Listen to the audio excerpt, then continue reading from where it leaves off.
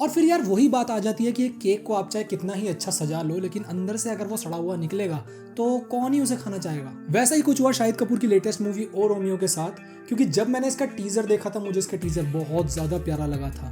एक तो इसके टीजर में इतना प्यारा बैकग्राउंड म्यूजिक था, स्टोरी काफ़ी डेंस इमोशनल लग रही थी, ऊपर से थोड़ी सी गोर रेटेड या वायलेंस वाली लग रही थी, और उसके ऊपर से जो इन्होंने एडिटिंग करी थी, मतलब मज़ा आ गया था टीजर को देख के। और इस वजह से मैं और मेरे जैसे काफ़ी सारे लोग इस मूवी का वेट कर रहे थे।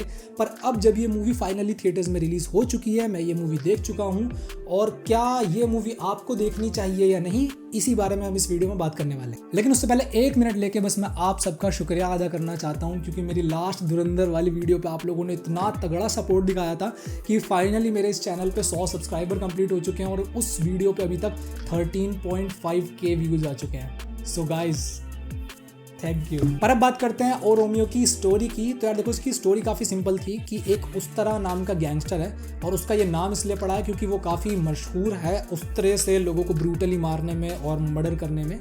और एक दिन उसके पास एक महिला आती है जो कि उससे कहती है कि भाई मैं तेरे को सुपारी दे रही हूँ, ये 4 लोग तेरे को निपटाने हैं। और क्यों निपटाने हैं? क्योंकि इन 4 लोगों ने मेरे पति को मारा। और उन चारों में से जो मेन आदमी है वो है जलाल, जो कि एक बहुत बड़ा गैंगस्टर है, और जो बाकी के 3 लोग हैं वो उसी के अंडर काम करते हैं। बाय द वे ये जलाल इतना बड़ा गैंगस्टर है कि इससे खुद उस तरह भी पंगा नहीं लेना चाहता। उसके क्या रीजंस हैं वो तुम्हें मूवी देख के पता चलेगा।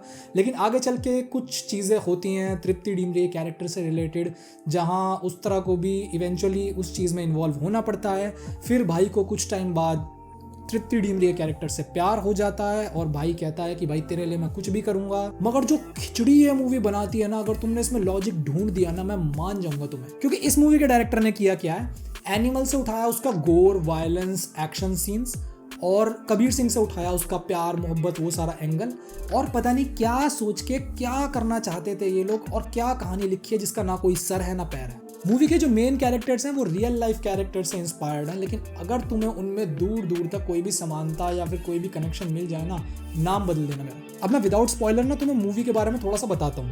मूवी के जस्ट स्टार्टिंग में एक एक्शन सीक्वेंस है जो कि सिनेमा हॉल के अंदर टेक प्लेस करता है, जहाँ पे अपना मेन कैरेक्टर है उस तरह शाहिद कपूर, उसके सामने काफ़ी सारे गैंगस्टर्स लोग खड़े हैं, और वहाँ होता है हमारा एक्शन शुरू बिल्कुल हैंड टू हैंड कॉम्बैट से, जो कि इन लोगों ने अच्छा बनाया। लेकिन पता है ये अच्छा एक्शन सीक्वेंस सिर्फ चलता कब तक है?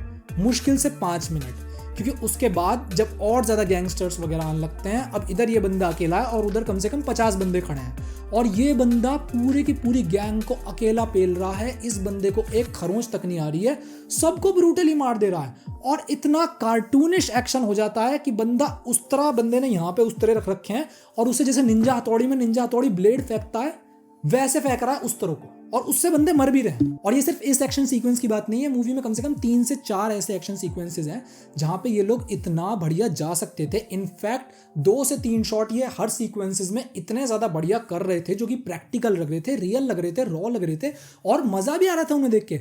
पर पता नहीं क्यों इन लोगों को इतना ज्यादा मासी जाना था, इतना कूल बनना था, कि उसके चक्कर में भाई इन्होंने जो कबाड़ा करा है पूरे एक्शन सीक्वेंसेस का। उसके बाद हाँ, अगर मैं बात करूं परफॉर्मेंसेस की, तो जेन्युइनली शाहिद कपूर, नाना पाटेकर, तृप्ति डिमरी, इन लोगों ने अपनी तरफ से वाकई बहुत अच्छी परफॉर्मेंस दी है, जितना उस स्क्रिप्ट के हिसाब से ये लोग दे सकते थे।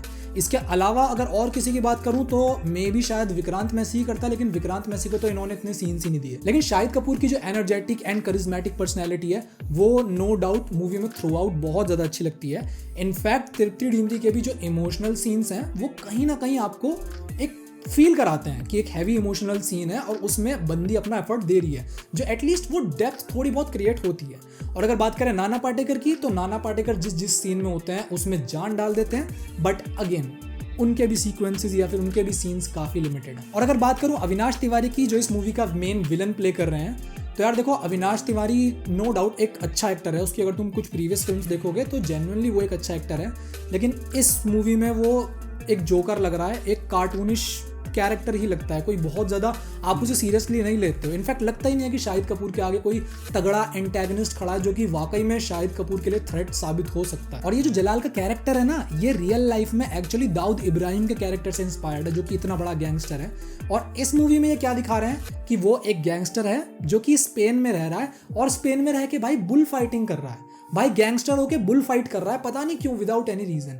और उस पर भी एक सीन है जो इन्होंने उसकी एंट्रेंस एक ब्रूटली खून खून खराबे वाला सीन दिखाया था, उसमें एग्जैक्ट एक शॉट है जो एग्जैक्ट कॉपी है एनिमल के उस वाले सीन का, जब रणबीर का एक दूसरा वाला वर्जन ब्रूटली लास्ट में मार रहा होता है एनिमल में, और उसके बाद जैसे वो गेट खोल के आता है, एग्जैक्ट कॉपी है। पता नहीं कहानी आपकी 1990s का मुंबई दिखा रही है, और नो डाउट जिसमें इन्होंने सेट डिजाइन्स बहुत अच्छे बनाए थे, मतलब सेट डिजाइन्स और जो लोकेशंस थी वो लगती हैं कि आप एक 1990s का उस दौर का मुंबई देख रहे हो, वो ओल्ड, वो रॉ, वो क्लासिक फीलिंग आती है उसमें। लेकिन आपका जो मेन प्रोटैगनिस्ट है शाहिद कपूर का, उसकी अगर आप ड्रेसिंग देखोगे तो वो ऐसा लग रहा है कि कोई 70s या 80s के एरा का यूएस का काउबॉय है।